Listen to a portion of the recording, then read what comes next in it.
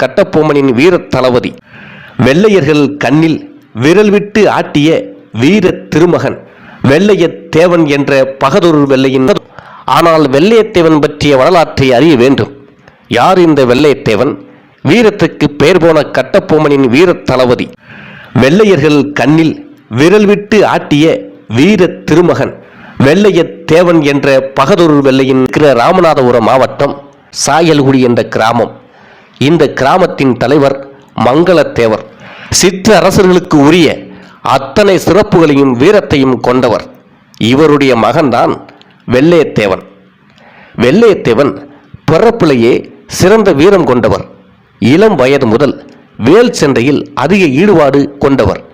அவர் போருக்கு செல்லும்போது சேவல் போர் நடத்துவார். அதில் சேவல் வெற்றி பெற்றால் போரில் வெள்ளையத்தேவனை யாராலும் வெல்ல முடியாது என்பது நம்பிக்கை. ஒரு நாள் எந்த போரிலும் தோற்காத அவரது சேவல் அன்று நடந்த சண்டையில் தோற்றதால் வெள்ளையருக்கு எதிராக நடக்க இருந்த போருக்கு போக விடாமல் அவர் மனைவி வெள்ளையம்மாள் தடுத்ததாக வரலாறு கூறுகிறது. ஆனால் வெள்ளையத்தேவன் எதையும் பொருள்படுத்தாது போர்க்களத்தை அடைந்தார்.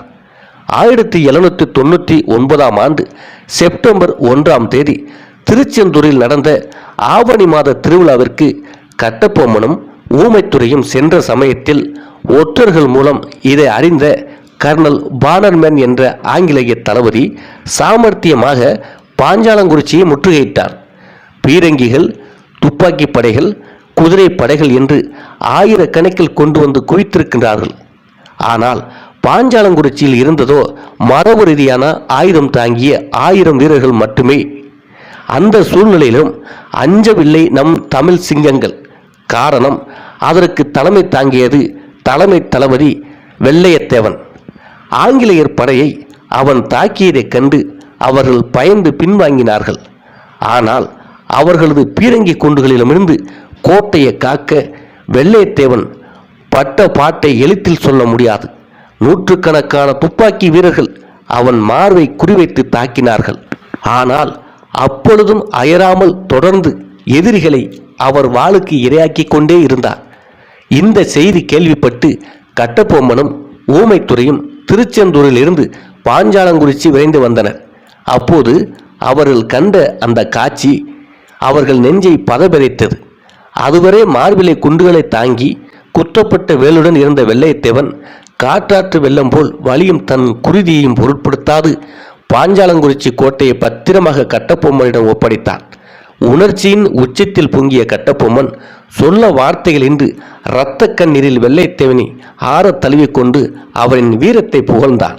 இழந்த உயிர்களோ கணக்கில்லை, இருமிச்சாவதில் சிறப்பில்லை, இன்னும் என்னடா விளையாட்டு, எதிரி நரம்பிலே கொடியேற்று, வீரத்தை குண்டுகள் துளைக்காது, வீரனை சரித்திரம் புதைக்காது, நாட்டை நினைக்கும் நெஞ்சங்கள் வாடகை மூச்சில் வாழாது என்று கூறி சிறிது சிறிதாக பிரியும் வெள்ளையத்தேவனின் உயிரை காப்பாற்ற தன் கைகளாலேயே அவனை ஏந்தி வைத்தியரிடம் அழைத்து சென்று பல போராட்டங்களுக்கு பின் வெள்ளையத்தேவனை காப்பாற்றினார் வீரபாண்டிய கட்டபொம்மன்.